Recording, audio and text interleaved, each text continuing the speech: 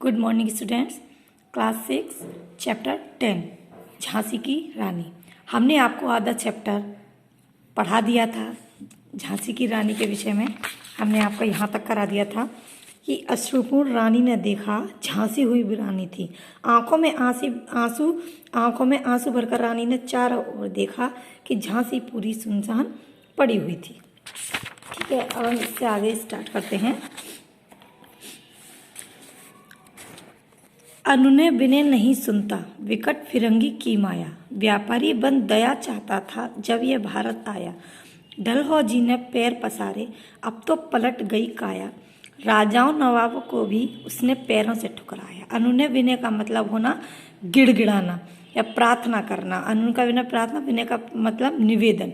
ठीक है, अनुनय विनय नहीं सुनता था।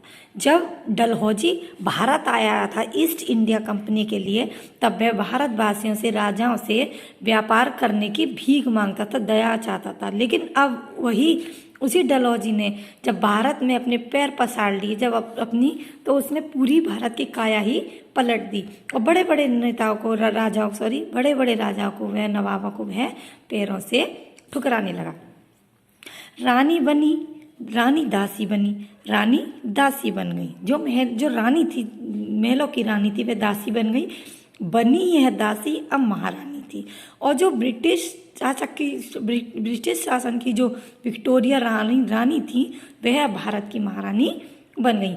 इस अपने भारत की रानी जो लक्ष्मीबाई थी, वह तो दासी बन गई, और जो विक्टोरिया की महारानी थी, जो पहले दासी थी, वह अपने देश की रानी बन गई, महारानी बन गई। हर बुंदेले के मुंह से कहानी सुनी, खूब लड़ी मर्दानी वाली जो नारी थी, वह कौन थी? झांसी वाली रानी थी। छीनी राजधानी दिल्ली की, लिया लखनऊ बातों बात, कैद पेशवा था बिठुर में, हुआ नागपुर का भी घात। मतलब दिल्ली की राजधानी को छीन लिया, लखनऊ को भी उसने बातों बात में कब्जा कर लिया। लखनऊ पर भी किसने? डलहौजी ने बातों में कब्जा कर लिया आसानी से। कैद पेशवा था बिठुर में, हुआ नागपुर का भी घात। और जो बाजीराव थे, पेशवा बाजीराव थे, उनको भी कैद कर लिया गया और नागपुर पर भी आक्रमण कर दिया। उदयपुर, तंजौर, सतारा कर्नाटक की कौन विरासत, जबकि सिंध, पंजाब, ब्रह्म पर अभी हुआ था ब्रज निर्पात। मतलब उदयपुर, तंजौर, सतारा कर्नाटक की क्या औकात थी इसके सामने। उनको भी इन्होंने, इन राज्यों को भी अंग्रेजी शासक ने कब्जा कर लिया। जबकि सिंधु, पंजाब, ब्रह्म मतलब म्यांमार पर अभी हुआ था ब्रज निष्पात। उन पर भी, सिंधु, पंजाब, ब्रह्म, म्यांमार पर भी बहुत ही करारी चोट लगी थी। उनको भी इन्होंने अपने कब्जे में ले लिया। बंगाल, मद्रास आदि की भी तो यही कहानी थी। बंगाल, मद्रास भी उन्होंने अपनी हिरासत में ले लिया। उनकी भी इन्हीं राज्यों की तरह कहानी बन गई थी। हर बुंदेले के मुंह से यही कहानी थी कि जो खूब लड़ने वाली नारी थी, वे कौन थी? झांसी वाली रानी थी। रानी सोई रनिवासों में, बेगम गम से थी बेजार। रनिवासों मतलब रानियों का जो कमरा होता है, बेजार मतलब परेशान। रानी सोई रनिवासों में, बेगम गम से थी बेजार, उनके गहने कपड़े बिकते थे कलकत्ते के बाजार। रानी वासियों के जो कमरा नहीं था, वहाँ पर बहुत फूट कर रो रही थी। जो राजाओं की बेगम थी, वह भी बहुत परेशान रहने लगी। उनके गहने कपड़े बिकते थे। उनके गहने कपड़े कलकत्ते के बाजार में नीलामी बोली लगाकर बेचे जाते थे। सरेआम नीलाम छापते थे अंग्रेजों के अखबार। नीलाम मतलब बोली लगाकर सामान बेचना, सरेआम मतलब सबके सामने खुले हम। सरेआम नीलाम छापते थे अंग्रेजों के अखबार। नागपुर के जेवर ले लो, लखनऊ के लो नौलखा हार। अंग्रेजों के जो अखबार थे, वह सरेआम नीलामी करते थे। मतलब सरेआम उन पर अक्षरों में लिखा होता था, सरेआम सामान बेचते थे कि नागपुर के जेवर ले लो और लखनऊ के बहुमूल्य नौलखा हार ले लो। यों पर्दे की इज्जत पर देसी की हाथ वीरानी थी। देशी की हाथ वीरानी थी। जो इज्जत उनकी पर्दे में रहती थी, आज वह, जो देशी पर्दों के इज्जत में रहती थी, आज वह उनकी इज्जत बिक्री की तरह हो गई है, विदेशियों के हाथ में बिकना चालू हो गई है। रानियों की, बेगमों की। बुंदेले हर बोलो के मुख। हमने जो कहानी सुनी थी, खूब लड़ने वाली जो नारी थी वह कौन थी? झांसी वाली रानी थी। कुटियों में भी विषम वेदना, महलों में आहत अपमान। कुटियों में भी कठिन पीड़ा होने, कुटियों में रहने वालों को कठिन पीड़ा होने लगी। महलों में रहने वालों की बेइज्जती हुई, जैसे वह बिल्कुल घायल हो गए हों। वीर सैनिकों के मन में था अपने पुरखों का अभिमान। वीर सैनिकों के मन में अपने पूर्वजों का अभिमान था, उनका भी बदला लेने का उन्होंने निर्णय कर लिया था। उनको अभिमान था अपने पूर्वजों पर, वीर सैनिकों को। नाना धुंधुपंत पेशवा जुटा रहा था सब सामान। बहन छबीली ने रणचंडी का कर दिया प्रकट आह्वान। नाना धुंधुपत पेशवा जुटा रहे थे सामान, मतलब वह सब सामग्री तैयार कर रहे थे युद्ध के लिए। और उनकी जो मुंह बोली बहन छबीली थी, सुंदर छबीली, मतलब रानी लक्ष्मीबाई ने रणचंडी का रूप करने का आह्वान प्रकट किया। रणचंडी का रूप प्रकट करने का आह्वान कर दिया, मतलब उनको पुकारना चालू कर दिया। उन्होंने आह्वान कर दिया, उन्होंने रणचंडी का प्रकार विद्वान रूप लेने का आह्वान कर दिया। हुआ यज्ञ प्रारंभ। तो यहाँ यज्ञ किसको गाया? युद्ध का यज्ञ, संग्राम का यज्ञ। रणचंडी मतलब दुर्गा, विषम का मतलब होता है बेटा कठिन या पीड़ा, आहत का मतलब होता है घायल, अपमान मतलब बेइज्जती। कुटियों में रहने वालों को विषम, कुटियों में जो रहने वाले जो सुख से रहते तो उनको भी कठिन पीड़ा होने लगी। जो महलों में रानी और बेगमें बन के रहती थी, वह एक घायल मुर्दे के रूप में पड़ी रहती थी। उनको भी बहुत बेइज्जती, उनकी बहुत इज्जत खराब होती थी। वीर सैनिकों के मन में अपने पूर्वजों का अभिमान था। नाना धुंधुपंत ने, पेशवा ने युद्ध की सामग्री इकट्ठा करने का निर्णय लिया। वह युद्ध की सामग्री इकट्ठा करने लगे और रानी लक्ष्मीबाई ने अपने रणचंडी का रूप प्रकट करने का आह्वान कर दिया, मतलब पुकारना चालू कर दिया। हुआ यज्ञ प्रारंभ। उन्हें तो सोई ज्योति जगानी थी, उनको सोई ज्योति जगानी थी, उनको फिर से प्रकाश फैलाना था। इस महायुद्ध यज्ञ रूपी महायुद्ध का यज्ञ करके उन्हें सोई हुई ज्योति फिर से जगानी थी अपने देश की। हर बुंदेल के मुंह से ये कहानी सुनी थी। वह खूब लड़ी मर्दानी वाली कौन थी? वह झांसी की रानी थी। महलों ने दी आग, झोंपड़ी ने ज्वाला सुलगाई।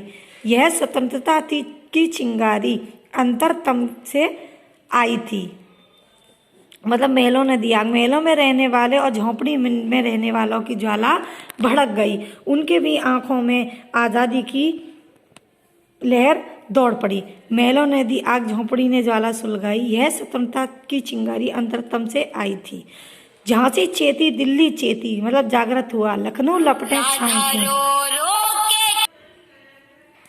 झांसी चेती, दिल्ली चेती, लखनऊ लपटें छाई थी। मेरठ, कानपुर, पटना ने भारी धूम मचाई थी। महलों में रहने वाले, झोंपड़ियों में रहने वाले सभी लोगों के आंखों में चिंगारी, आज़ादी की, देश को आज़ाद कराने की चिंगारी दौड़ उठी। यह स्वतंत्रता की चिंगारी अंतरतम से छाई थी। सभी के हृदय में, अंतरतम मतलब हृदय, सभी के हृदय में स्वतंत्रता की चिंगारी डोल उठी थी। झांसी, दिल्ली, लखनऊ, सभी के मन में स्वतंत्रता की, देश को स्वतंत्र करने की चिंगारी डोल उठी। मेरठ, कानपुर, पटना ने भी भारी धूम मचाई। और मेरठ, पटना, कानपुर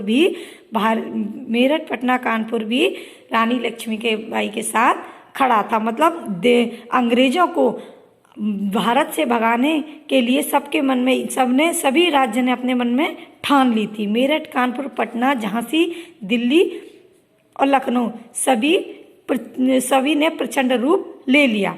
देश को आज़ाद करने का सभी ने प्रचंड रूप ले लिया। जबलपुर,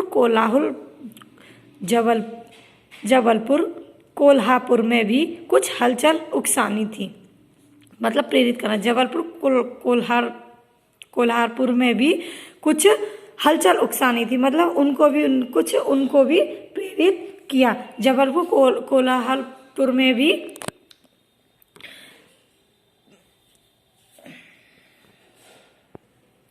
जबलपुर कोल्हापुर में भी हलचल मच गई। किसकी? अपने देश को आज़ाद कराने की, रानी लक्ष्मीबाई के संग खड़े रहने की जबलपुर कोल्हापुर में भी हलचल मच गई। वह भी प्रेरित होने लगे। हर बुंदेले के मुंह से जो कहानी सुनी थी वह खूब लड़ी मर्दानी थी। वह कौन थी? झांसी वाली रानी थी। इस स्वतंत्रता महायज्ञ में कई वीरवर आए काम। नाना धुंधुपंत तांतिया चतुर, अजीम मुल्लाह सरनाम, अहमद शाह मौलवी, ठाकुर कुंवर सिंह सैनिक अभिराम, भारत के इतिहास गगन में अमर रहेंगे जिनके नाम। इस स्वतंत्रता महायज्ञ में कई वीर काम आए। कई वीरों ने अपनी अपनी कुर्बानी दी, जिसमें नाना धुंधुपंत तांतिया चतुर, अजीमुल्लाह सरनाम, अहमद शाह मौलवी और सुंदर ठाकुर कुंवर सिंह भी सम्मिलित थे, जिनका भारत के इतिहास में इनका नाम अमर रहेगा। लेकिन आज जुर्म कहलाती उनकी जो कुर्बानी, लेकिन अंग्रेजों ने आज इनकी कुर्बानी जुल्म के रूप में साबित कर दी थी। हर बंदे के मुंह से यही कहानी सुनी कि खूब लड़ने वाली जो रानी थी वह कौन थी? मर्दानी कौन थी? वह झांसी की रानी थी। इनकी गाथा छोड़ चले हम झांसी के मैदानों में, जहां खड़ी हैं लक्ष्मीबाई मर्द बनी मर्दानों में। इनकी गाथा हम झांसी के मैदानों में ही छोड़ चले थे, जहां लक्ष्मीबाई एक मर्द के रूप में खड़ी थी, जहां एक लक्ष्मीबाई मर्द के रूप में मैदान में खड़ी हुई थी। लेफ्टिनेंट वॉकर आ गया, आगे बढ़ा जवानों में, रानी ने तलवार खींच ली, हुआ द्वंद्व आसमानों में।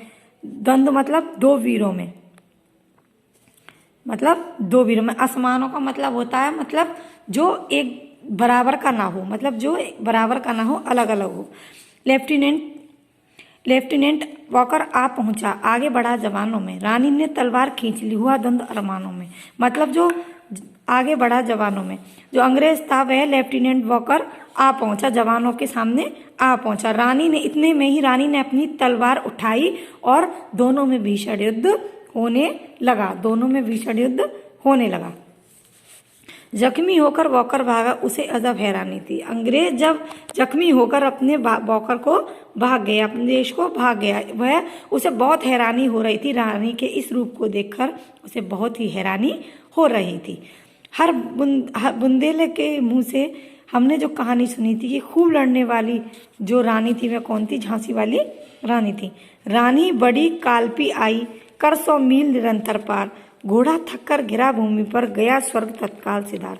100 किलोमीटर निरंतर चक्कर लगाकर रानी कालपी वापस लौट आई। उनका घोड़ा थककर भूमि पर गिर गया और स्वर्ग को सिधार गया, मर गया। यमुना तट पर अंग्रेजों ने फिर खाई रानी से हार। विजयी रानी आगे चल दी, किया ग्वालियर पर अधिकार। यमुना तट पर अंग्रेजों ने एक बार फिर हार रानी से फिर मुंह की खानी पड़ी। अंग्रेजों को रानी से फिर मुंह की खानी पड़ी यमुना तट पर, मतलब उन्होंने फिर अपनी हार को मान लिया। रानी विजयी होकर जीत कर आगे चल दी और फिर ग्वालियर पर अपना कब्जा कर लिया, अपना अधिकार कर लिया। अंग्रेजों के मित्र सिंधिया ने छोड़ी राजधानी थी।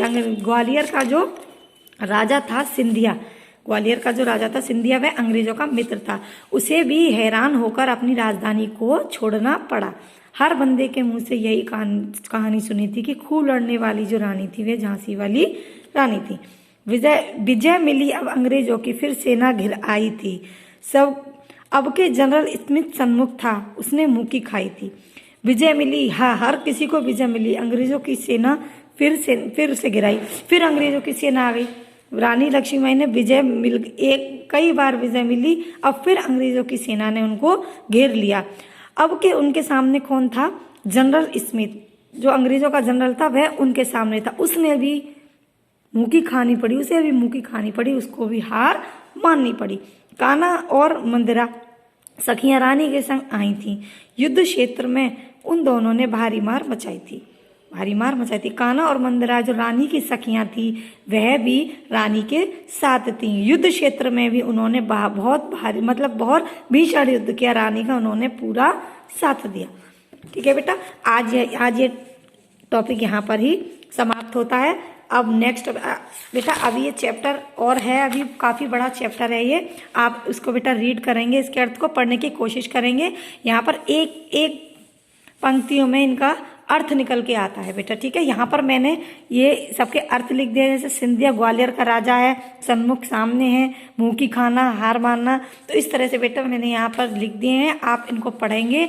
अगर कोई और प्रॉब्लम होती है तो आप मुझसे बेटा डायरेक्ट कॉल करके पूछ सकते हो। ओके बेटा, थैंक यू।